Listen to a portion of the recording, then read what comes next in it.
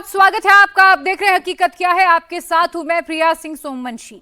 संभल पर आज योगी आदित्यनाथ ने बहुत बड़ी बात कह दी।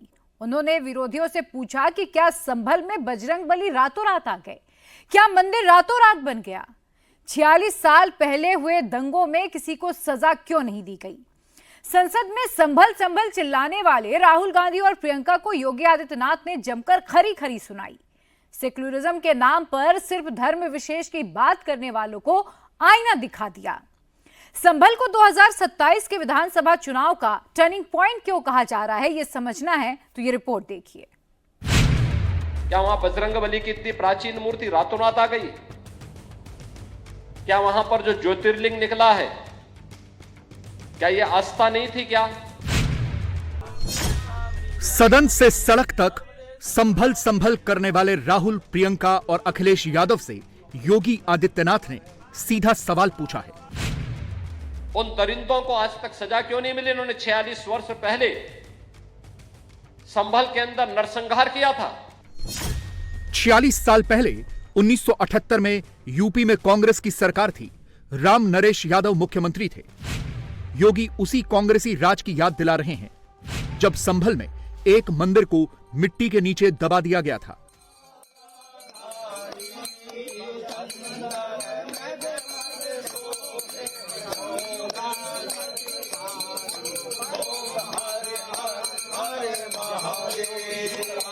ज्योतिर्लिंग और हनुमान जी की मूर्तियों को धूल मिट्टी में दबाने का पाप किया गया था। इसका मकसद हिंदुओं का और उनके धर्म का अपमान करना था। मुसलमानों को गुंडागर्दी का लाइसेंस देना था। यह किसने किया था, इसे समझना मुश्किल नहीं है। 1947 के बाद संभल में छोटे बड़े 15 दंगे हुए। सबसे बड़ा दंगा 29 मार्च 1978 को हुआ था। इस दंगे में 184 हिंदू मार दिए गए, जबकि एक भी मुसलमान नहीं मारा गया। 24 नवंबर को सर्वे के दौरान संभल में हिंसा हुई, 5 मुसलमान मारे गए। उसके बाद योगी के विरोधियों ने उनके खिलाफ जंग जैसे छेड़ दी हो। अब योगी ने उन्हें जवाब दिया है। एक ही जवाब में योगी ने विरोधियों की अपीजमेंट पॉलिटिक्स को एक्सपोज कर दिया है। मुस्लिम वोट के लिए संभल संभल करने वालों के चेहरे से नकाब उतार दी है। कल संसद में संविधान पे चर्चा हो रही थी, लेकिन मुद्दा संभल का उठ रहा था। और संभल में इन्हीं के समय में 46 वर्ष पहले जिस मंदिर को बंद कर दिया गया, वो मंदिर फिर से सामने, सबके सामने आ गया। इनकी वास्तविकता को सबके सामने प्रस्तुत कर दिया। याद करिए ना, क्या वो संभल में इतना प्राचीन मंदिर क्या रातों रात प्रशासन ने बना दिया? क्यों नहीं चर्चा होती संभल में उन लोगों की, उन निर्दोष लोगों की? क्या क्या कसूर था उनका, जिनकी निर्मम हत्या संभल के अंदर आज से 46 वर्ष पहले हुई थी। लेकिन जो भी उस सच को बोलेगा उसको धमकी दी जाएगी, उनका मुंह बंद कराने का प्रयास होगा। और इसीलिए कुंभ के बारे में भी ये लोग इसी प्रकार के दुष्प्रचार को लेकर के आगे बढ़ने का कुत्सित प्रयास करेंगे। योगी ने विरोधियों को शुद्ध हिंदी में बता दिया है, अब हिंदू दबकर नहीं रहेगा। 1978 की तरह अब संभल में किसी मंदिर को दबाने का दुस्साहस जो करेगा, उसे बाबा छोड़ेंगे नहीं। संभल में जिसने भी हिंदुओं के मकान और दुकान लूटे हैं और कब्जा किया है, वो सब अब वापस करनी पड़ेगी। योगी ने एक एक अवैध कब्जे की लिस्ट मंगा ली है। अब सब टूटेगा। बाबा का बुलडोजर एक एक का हिसाब चुकता करेगा। बाबा ने साफ कर दिया है, चाहे पाप 46 साल पहले हुआ हो या 500 साल पहले। 46 साल पहले संभल में मुसलमानों ने शिव मंदिर को दबाया और 500 साल पहले हरिहर मंदिर को। बाबा सिर्फ डायलॉग नहीं मार रहे। जब अयोध्या में राम मंदिर बनाने का संघर्ष चल रहा था, तब भी विरोधी यही कहकर डराते थे, दंगा हो जाएगा, खून की नदियां बहेंगी। लेकिन बाबा ने तब भी यही कहा था कि मच्छर भी नहीं मरेगा। अयोध्या में मंदिर तामीर हो गया, संभल में शिव मंदिर चमक उठा। जब संभल का शिव मंदिर चमक सकता है, तो फिर हरिहर मंदिर क्यों नहीं? डराते थे, कहते थे अरे अयोध्या में कोई फैसला हो गया तो खून की नदियां बहेंगे। अबे हमने कहा फालतू बात करी, मच्छर नहीं मरने वाला है, दंगे फसाद की बात करते हो।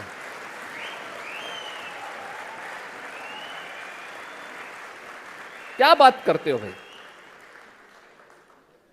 मैंने कहा ये हम लोग हैं और दंगा फसाद कैसे कंट्रोल किया जाता है हम लोग जानते हैं, उसकी केमिस्ट्री को जानते हैं।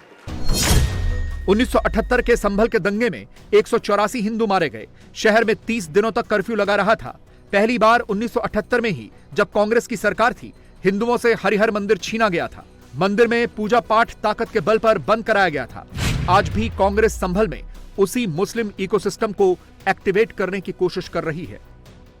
संभल के कुछ लोग आए थे हमसे मिलने, जो मृतकों के परिवार के सदस्य थे। उसमें 2 बच्चे थे, अदनान और उजैर। एक बच्चा मेरे बच्चे की उम्र का है, दूसरा उससे छोटा 17 साल का है। दर्जी के बेटे थे। दर्जी का एक ही सपना था कि वो अपने बेटों को पढ़ाएगा लिखाएगा। एक बेटा डॉक्टर बनेगा, एक बेटा भी सफल होगा दूसरा बेटा भी अपने जीवन में सफल होगा। उनके पिताजी हर रोज उनको स्कूल छोड़ते थे। उस दिन भी स्कूल छोड़ने के बाद अपनी दुकान में चले गए। उन्हें पता नहीं था कि विवाद हो रहा है। उन्होंने भीड़ देखी, घर आने की कोशिश की तो पुलिस ने गोली से मार डाला। वो 17 साल का बच्चा अदनान मुझसे कहता है कि मैं बड़ा होकर डॉक्टर बन के दिखाऊंगा, मैं अपने पिता का सपना साकार करूंगा। ये सपना, ये आशा उसके दिल में हमारे संविधान ने डाली। संभल में आजादी से पहले हिंदू 50% से ज्यादा थे और मुसलमान 50% से कम। 2011 तक आते आते ये मुसलमान 80% हो गए और हिंदू 20% रह गए। अब संभल में हिंदू 15% से कम बचे हैं और मुस्लिम आबादी 85% हो गई है। संभल में डेमोग्राफी चेंज से वोट का गेम धीरे धीरे सेट किया गया। हर दंगे के बाद हिंदू कम किए गए, कुछ भगा दिए गए, कुछ मार दिए गए। सबसे पहले शंकर स्कूल का मंदिर तोड़ा हमारा, राम जी का, फिर सूरजकुंड का मंदिर तोड़ा नाना, शिव जी का, वो शिव जी नहीं टूटे। फिर रैट के मंदिर में गए, रैट के मंदिर में हम लोगों ने रोका बतेरा। फिर बहुत कुछ झगड़े करे, उन्होंने दुकानें जलाई हैं, सब कुछ करा है। बहुत हावी रहे हैं ये लोग हम पे। मैं आपको ज्यादा क्या कह सकता हूँ, बस इतना ही कहना मेरा लिए बहुत। कैसा लग रहा है आज? बहुत खुशी लग रही है मुझे, ये मंदिर मिला तो बहुत अच्छा लग रहा है। हिंदुओं को भगाने और वोट बैंक बनाने के बाद संभल में क्या हो रहा है? मंदिर में पुजारी की नियुक्ति हो चुकी है। हिंदू पक्ष को सालों बाद अपने आराध्य की पूजा करने का सौभाग्य मिला है। ऐसा तब हुआ है जब योगी बाबा का राज है। मंदिर की सुरक्षा के पुख्ता इंतजाम कर दिए गए हैं। कोई कट्टरपंथी दोबारा भगवान का अपमान करने का दुस्साहस नहीं करे, इसके लिए 4 सीसीटीवी कैमरे लगा दिए गए हैं। गली को और चौड़ा करने के लिए स्थानीय मुसलमानों को अवैध कब्जे तोड़ने की मोहलत दी गई है। अगर उन्होंने हफ्ते भर में नहीं तोड़े तो बुलडोजर तोड़ेगा और खर्चा भी उन्हीं से वसूला जाएगा। पत्थरबाजों और दंगाइयों के आकाओं की गर्मी शांत करने के लिए संभल में बाबा का अगला एक्शन प्लान रेडी हो चुका है। गली गली में चल रही फैक्ट्रियों का जाल बंद होगा। इल्लीगल मेंथा फैक्ट्रियों पर ताला लगेगा। बिजली चोरी करने वाले 450 लोगों का चालान हो चुका है। मस्जिद को पावर स्टेशन बनाकर 150 घरों में बिजली सप्लाई करने वालों को नोटिस भेजा जा चुका है। जीएसटी टीम को पुलिस के साथ मुस्लिम मोहल्ले में भेज दिया गया। संभल के मुस्लिम मोहल्ले में पहले कभी जीएसटी की टीम घुसने की हिम्मत नहीं कर पाई, बिजली चोरों को पकड़ने की हिम्मत नहीं कर पाई। 25-25 गैस सिलेंडर स्टोर करने वालों को भी अब जवाब देना पड़ेगा। और यह सब संभल में कहां हो रहा है? समाजवादी पार्टी के सांसद के घर से 100 और 200 मीटर की दूरी पर। संभल में 19 कूप, 36 पूर्वे, 52 सराय और 68 तीर्थ माने जाते हैं। तो अभी पंडित जी ने बताया, हालांकि इसको हम और कंफर्मेशन करेंगे। ये कार्तिक महादेव मंदिर है और इसमें एक कूप भी मिला है, अमृत कूप है ये। और जितने भी मंदिर होते थे उसके साथ में एक जल का केंद्र होता था। स्थायी रूप से सुरक्षा गार्ड लगे हैं, सीसीटीवी कैमरा आप ऊपर देख रहे हैं। और जो पूजा है वह भी आरंभ हो गई है। और यहाँ पे कुछ अतिक्रमण भी है, कुछ अतिक्रमण समाप्त भी हो गया है कल से, और कुछ जो बचा हुआ अतिक्रमण है वो भी हम खत्म करेंगे। कल हमने 49 के आसपास एफआईआर दर्ज करवाई है, क्योंकि बड़े पैमाने पे चोरी हो रही है और इसे एकदम से कल असेसमेंट नहीं हो पाया। तो आज कुछ एफआईआर होगी, लगातार एफआईआर दर्ज होगी। हमने एक और टीम भी लगाई है साथ में, जिसमें हमारी जीएसटी की टीम है, फायर की टीम है और साथ में हमारे पुलिस पर्सनल भी है और सब लोग साथ रहते हैं। तो जो अवैध रूप से व्यापार भी चल रहा है गलियों में, मेंथा फैक्ट्री इत्यादि भी चल रही है, उसके ऊपर भी हम कार्रवाई कर रहे हैं। 500 साल पहले और 46 साल पहले संभल में जो हिंदुओं पर हुआ, वही अगर मुसलमानों के साथ होता तो क्या होता? ऑल आइज ऑन राफा और ऑल आइज ऑन फिलिस्तीन के पोस्टर छपते, सोशल मीडिया में उन्हें ट्रेंड कराया जाता, मुस्लिम इकोसिस्टम से हर कोई जुड़ जाता। लेकिन संभल में बड़ी ही प्लानिंग के साथ हिंदुओं को खत्म कर दिया गया, खदेड़ दिया गया, लेकिन किसी की आंख नहीं गई क्योंकि सताए गए लोग हिंदू थे। संभल में जो हिंदुओं के साथ हुआ, जो मंदिरों के साथ हुआ, वही अगर मुसलमानों के साथ होता। एक मोहल्ले से ही कोई मुस्लिम भगाया जाता, एक हिंदू मोहल्ले में कोई मस्जिद अगर तोड़ी जाती तो क्या होता? ये खोदने वाले लोग हैं और हम सब लोग नए रास्ते खोजने वाले लोग हैं। सड़क से संसद और सोशल मीडिया तक ऐसे ही कोहराम मचता जैसे 24 नवंबर की हिंसा के बाद विपक्ष ने मचाया हुआ है। भगवान के अवतार से पहले जो उपद्रव होते हैं वो संभल में देखने को मिल रहे हैं, तो हमें लगता है कि भगवान का अवतार जल्दी होने वाला है। देखिए, अभी 46 साल पहला मंदिर मिला है, कुछ दिन बाद 56 साल पुराना मिलेगा, फिर 76 साल पुराना भी मिलेगा, फिर 600 साल पुराना भी मिलेगा। भारत में ये दुर्भाग्य की बात है कि मंदिरों को तोड़ तोड़ कर हिंदुओं की आस्था को ठेस पहुंचाई गई।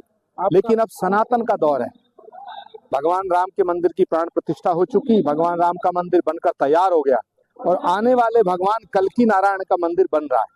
तो ये सनातन के दौर का प्रतीक है। अब यूपी में योगी की सरकार है। डराने वाला, भड़काने वाला, दंगे वाला इकोसिस्टम अब नहीं चलेगा। अब यूपी में बहुसंख्यक हिंदुओं की आवाज को कोई दबा नहीं पाएगा। अब बाबा ने एक हिंदू इकोसिस्टम खड़ा कर दिया है।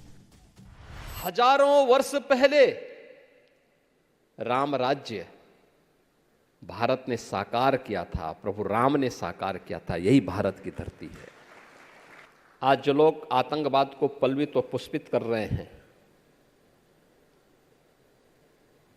तब इनका अंडा भी नहीं फूटा था इस धरती पे।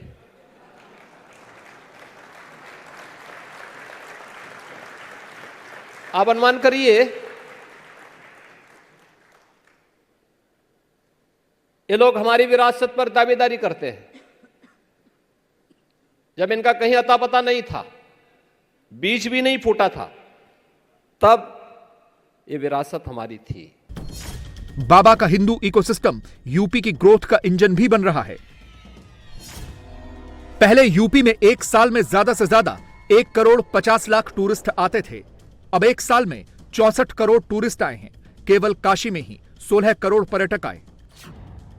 कांग्रेस पर हमला बोलते हुए बाबा कहते हैं, जो राम और कृष्ण को मिथक बताने का पाप करते हैं, वो विरासत से विकास की परिकल्पना क्यों करेंगे?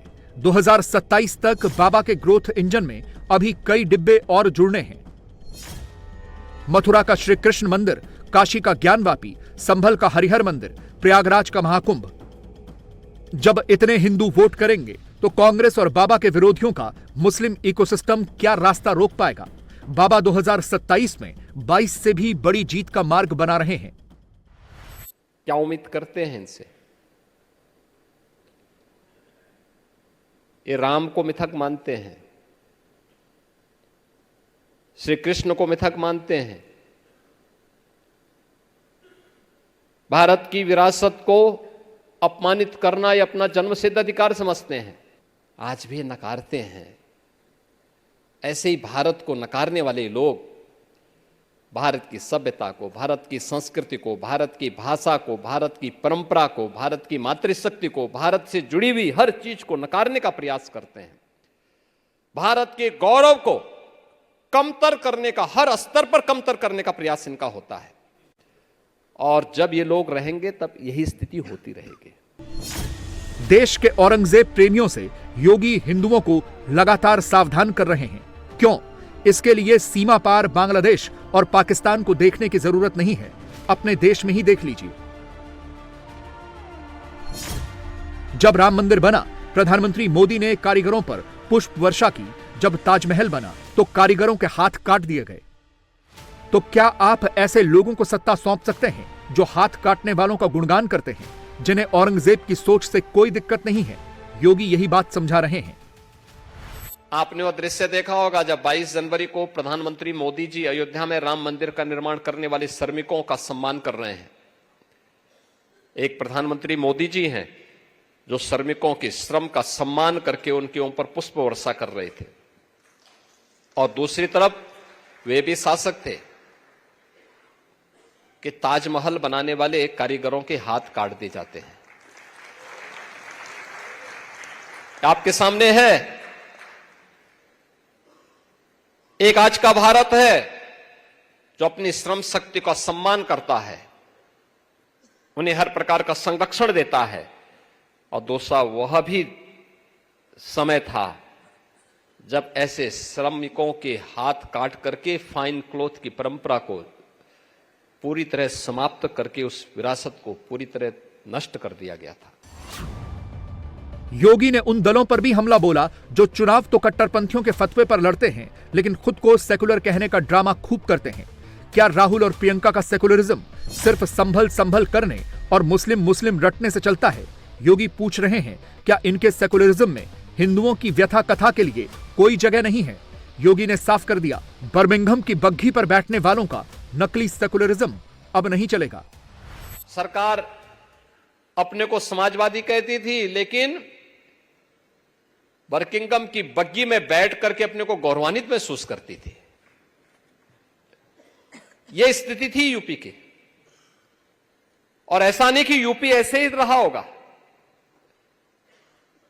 जब ये देश आजाद हुआ था 1947 में,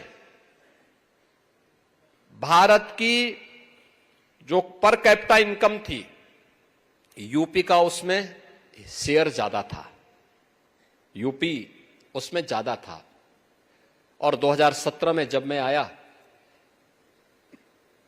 तब भारत की पर कैपिटा इनकम की 1/3 यूपी की पर कैपिटा इनकम थी। प्रति व्यक्ति आय उत्तर प्रदेश की 1/3 रह गई थी। संभल तो शुरुआत है, बाबा अब रुकने वाले नहीं हैं। अब यूपी के हर उस मोहल्ले में एक्शन ताबड़तोड़ होगा जहां तलवार का डर दिखाकर हिंदुओं पर जुल्म हुआ है। विपक्ष के छाती कूटने का फैशन अब पुराना हो चुका है। संभल से देश का हिंदू इस बात को समझ चुका है। देखिए, उत्तर प्रदेश के संभल में जो 4 दशक से अधिक समय तक हनुमान जी का मंदिर, शिव जी का मंदिर बंद करके रखा गया था, एक भय का माहौल पैदा करके वहाँ से हिंदुओं को पलायन करने के लिए मजबूर किया गया था। वह खुलने के बाद जहाँ लोगों में खुशी है और विश्वास है, वहीं दूसरी ओर ऐसा लगता है कि इस प्रकार से कहीं पर भी कोई घेर करके, बंद करके, भय दिखा करके उत्तर प्रदेश में मंदिर हो या कोई अन्य धार्मिक स्थल हो, सार्वजनिक स्थल हो, किसी को कब्जा करके, छिपा करके और लोगों को वहाँ जाने से रोक करके कुछ किया है, तो उसको पता करके, ये कोई विवाद का विषय नहीं है, लेकिन जहाँ भगवान है उनका भोग लगता है, जो सार्वजनिक स्थल है उसका सार्वजनिक रूप से उपयोग होता है।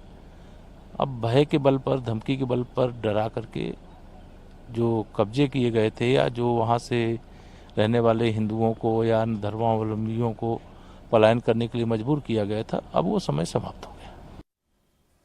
महाराष्ट्र में आज देवेंद्र फडणवीस सरकार के मंत्रिमंडल का विस्तार हो गया, लेकिन विधानसभा चुनाव से शुरू हुआ हिंदुत्व का धर्मयुद्ध अभी भी जारी है और इसका लेटेस्ट फ्लैश पॉइंट बना है मुंबई के दादर इलाके का एक मंदिर। 11 दिन पहले रेलवे ने दादर के हनुमान मंदिर को गिराने का नोटिस भेजा तो राजनीति की लपटें उठने लगी। श्रद्धालुओं ने रेलवे के नोटिस को अपनी आस्था का अपमान बता दिया, तो चुनाव में हार से चोटिल उद्धव ने फौरन इस मुद्दे को लपक लिया और इल्जाम लगाया कि बीजेपी का हिंदुत्व तो सिर्फ चुनावी है, वरना बीजेपी की सरकार मंदिर गिराने का फतवा क्यों जारी करती। यानी कि मंदिर के बहाने महाराष्ट्र में एक बार फिर से हिंदुत्ववादी राजनीति का रण छिड़ चुका है।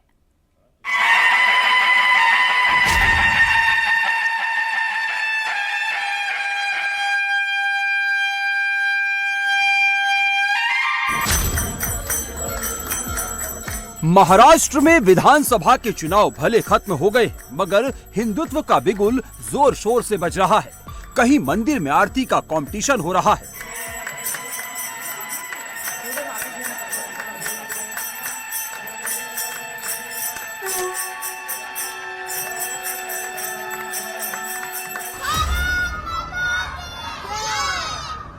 तो कहीं मानव श्रृंखला से हिंदुत्ववाद की अलख जगाई जा रही है।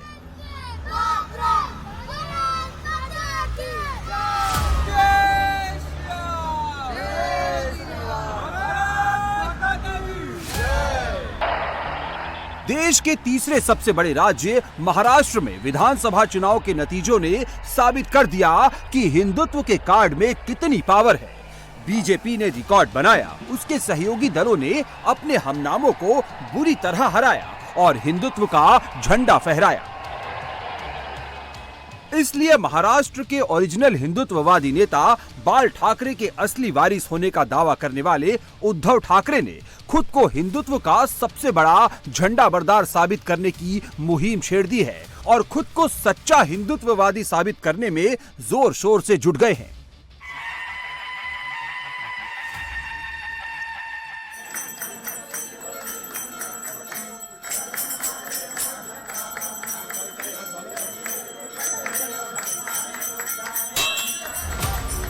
दादर का ये 80 साल पुराना हनुमान मंदिर है महाराष्ट्र की हिंदूवादी राजनीति का नया मोर्चा बन गया है। दादर का ये 80 साल पुराना हनुमान मंदिर महाराष्ट्र की हिंदूवादी राजनीति का नया मोर्चा बन गया है। दादर के इस मंदिर के बहाने अब उद्धव ठाकरे राजनीति का अबाउट टर्न लेकर पार्टी का रुख एक बार फिर से हिंदूवाद की तरफ मोड़ रहे हैं। वहीं विधानसभा चुनाव में हिंदुत्व से चुनावी जीत की लहलहाती फसल काटने वाली बीजेपी अब किसी भी कीमत पर हिंदुत्व के पॉलिटिकल मैदान में उद्धव को स्पेस नहीं देना चाहती।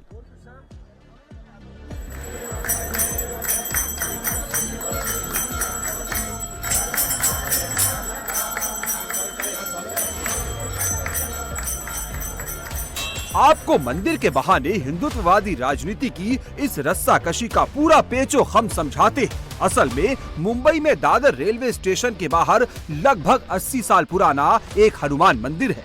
4 दिसंबर को रेलवे ने मंदिर के ट्रस्ट को ये मंदिर हटाने, खुद डिमोलिश करने का नोटिस दिया तो हंगामा मच गया। रेलवे ने कहा कि मंदिर की वजह से रेलवे के मुसाफिरों को मुश्किलें पेश आती हैं और मंदिर के कारण ही दादर के रेलवे स्टेशन का रीडेवलपमेंट अटका हुआ है। दादर स्टेशन को ठीक लग कर ये जो पूरा प्रीमाइसेस है वो यहाँ पर जो है पहले सिर्फ हनुमान मंदिर था, उसके बाद धीरे धीरे अन्य मंदिरों का निर्माण यहाँ पर हुआ। तो यहाँ पर आप मुख्य दादर स्टेशन देख रहे हैं। दादर स्टेशन को लगकर ये जो पूरा स्ट्रक्चर है मंदिर का, इसे आप देखिए। और इसी को लेकर रेल विभाग की तरफ से कहा जा रहा है कि इस मंदिर की वजह से यहाँ पर जो लोग हैं, कम्यूटर्स हैं, उनके आने जाने में बाधा उत्पन्न होती है, साथ ही में गाड़ियों के आने जाने में बाधा उत्पन्न होती है। इसके अलावा यहाँ पर जो इंफ्रास्ट्रक्चर का कार्य किया जा रहा है, उस कार्य में रेलवे विभाग द्वारा उस कार्य में भी काफ़ी ज़्यादा दिक्कतें आ रही है, बाधा उत्पन्न हो रही है। और इसीलिए इस अवैध निर्माण को हटाने का नोटिस जो है वो यहाँ पर रेल विभाग द्वारा जारी किया गया। लेकिन मंदिर प्रशासन का साफ तौर पे कहना है कि ये आस्था का मुद्दा है, ये मंदिर आज नया नहीं बनाया गया है, कई और स्ट्रक्चर्स जो है वो इसके आसपास है। उन स्ट्रक्चर्स को लेकर भी जो है कभी भी कोई सवाल खड़े नहीं किया गया। असल में ये मंदिर 80 साल पहले तब बना था जब यहाँ कुलियों को रेलवे लाइन के पास हनुमान की मूर्ति मिली थी। पहले छोटा सा मंदिर बना, फिर देखते ही देखते मंदिर का विस्तार हो गया और दूसरे मंदिर भी बन गए। अब ये श्रद्धालुओं की आस्था का एक बड़ा केंद्र बन गया है। जनता जानती है, आप पहले दफे पूछने आए हैं, अब किसी को भी पूछो, 80 साल पुराना मंदिर है, यहाँ कुछ नहीं था। उस वक्त रेलवे थी और उस वक्त रेलवे के प्रवासियों को मदद करने के लिए, सहायता करने के लिए पोर्टर्स भी थे। वो गरीब कष्टकरी जो लोग थे, उनमें कई लोगों को यहाँ पेड़ के नीचे हनुमान जी की एक मूर्ति मिली। श्रद्धा पूर्वक उन्होंने उसको पूजा अर्चा किया, पानी दिया उधर। आस्ते आस्ते लोगों की श्रद्धा बढ़ गई, लोगों को ये विश्वास हो गया कि यहाँ आके अपने को सुकून मिलता है। वो सुकून मिलने के लिए लोग आते हैं। यहाँ कोई चमत्कार हुआ है ऐसा दावा मैं नहीं करूँगा, लेकिन अनुभव लोगों का बहुत कुछ बोल सकता है। चूंकि दादर का इलाका एक जमाने में बाल ठाकरे का 5 डॉम था, शिवसेना का सबसे बड़ा गढ़ था, इसलिए जैसे ही दादर रेलवे स्टेशन के मंदिर को गिराने की रेलवे की नोटिस पर विवाद हुआ तो उद्धव ठाकरे की पार्टी ने इसे लपक लिया।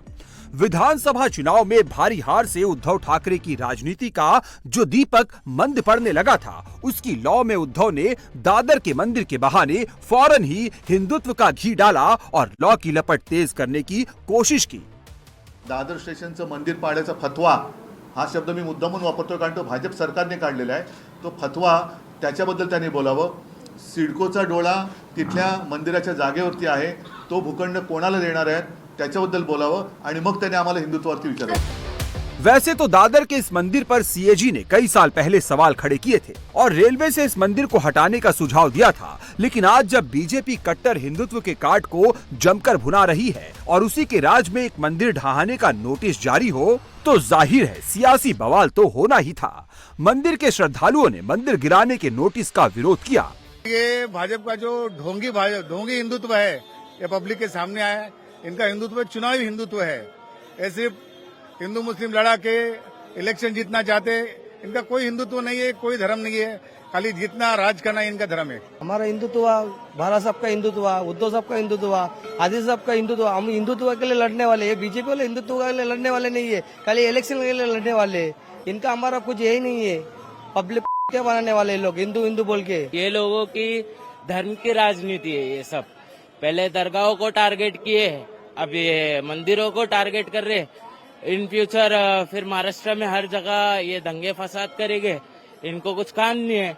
ये बीजेपी का हिंदुत्व मुझे तो नहीं लगता कि ये रियल वाला है। मंदिर मस्जिद का लड़ाई बंद करे, शांतिपूर्वक सब लोग रहे अच्छे ढंग से, किसी का कोई बुराई नहीं है। हिंदू मुसलमान का भी लफड़ा नहीं चाहिए, रोजी रोटी चाहिए, महंगाई नहीं चाहिए, अच्छा सरकार चाहिए, लड़ाने वाला सरकार नहीं चाहिए। दादर मंदिर ट्रस्ट ने भी बीजेपी की नीयत पर सवाल उठाया, पूछा कि क्या बीजेपी के लिए हिंदुत्व सिर्फ चुनाव जीतने का कार्ड है या वास्तव में हिंदुत्व में बीजेपी की कोई आस्था है। ये मौके की जगह है दादर, वो खाली करके लेना है। क्या मालूम उनके मन में यहाँ मॉल बनाना होगा, क्या मालूम उसमें कोई खासगी लोग ही मॉल की जगह खरीद करके अपना अपना कारोबार करेंगे और पैसा कमाएंगे। बात यह है कि जिस तरीके से इस पुराने मंदिर को प्रशासन दंडेलशाही से हटाना चाहता है वो निषेधार्थ है। सबका साथ है, सबको विकास चाहिए, लेकिन इस तरह का नहीं कि जिस तरीके से आप अपने मंजिल को हासिल करने के लिए कुछ भी तानाशाही कर रहे हैं। अब मंदिर हटाने की नहीं है, तोड़ने की बात कर रहे हैं और तुम नहीं तोड़ेंगे तो हम तोड़ेंगे और खर्चा वसूल करेंगे, इनकी भाषा है। मुद्दा मंदिर का था, सवाल लोगों की आस्था का था, इसलिए लोहा गर्म देखकर उद्धव की पार्टी ने भी हथौड़ा चला दिया। ठाकरे परिवार की तीसरी पीढ़ी के वारिस आदित्य ठाकरे दल बल के साथ आरती करने के लिए दादर के लिए चल पड़े। जब बीजेपी को लगा कि मंदिर के मुद्दे पर वो पिछड़ रही है, हिंदुत्व की सियासी चौपड़ पर उद्धव का दांव भारी पड़ रहा है, तो बीजेपी ने फौरन सीनियर लीडर मंगल प्रभात लोढ़ा को डैमेज कंट्रोल के लिए दादर भेजा।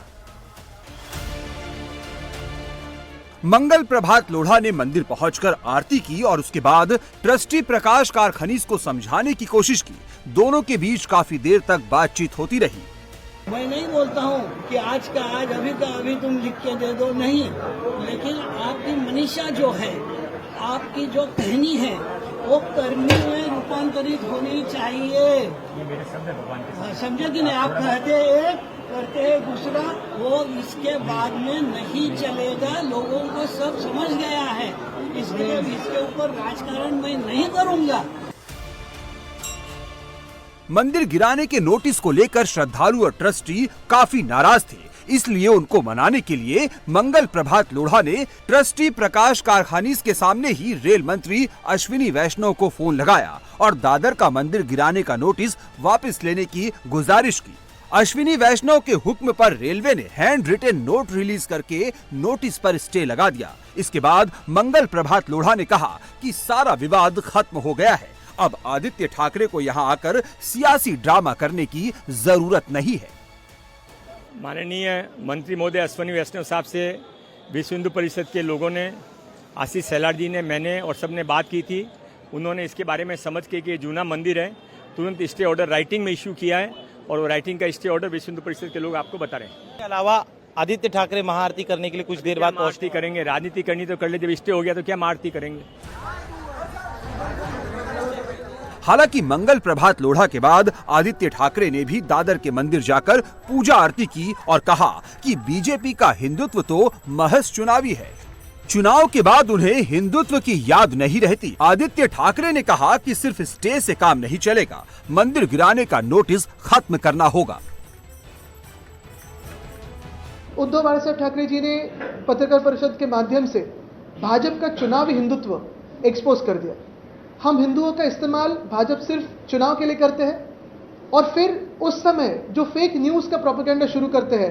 कोई कहता है कि किसी बोर्ड का क्लेम सिद्धिविनायक मंदिर पे है, कोई जमीनें ले रहा है, कोई ये कर रहा है, लेकिन सही बात यही है कि अगर देश भर में देखें तो ज्यादा से ज्यादा हिंदू मंदिर और हिंदू जो खतरे में है वो भाजपा के राज्य में ही है। हमने जो एक्सपोज किया वो यही था कि भाजपा की ही केंद्रीय मंत्रालय, रेलवे मंत्रालय, केंद्र सरकार के जो रेलवे मंत्रालय है, उनकी एक नोटिस आई थी 80 साल पुराने एक हनुमान मंदिर को। जो अगर आप देखें तो भाजपा के कई नेता जाके वहां नाटक करके आए हैं, कुछ आंदोलन करके आए हैं।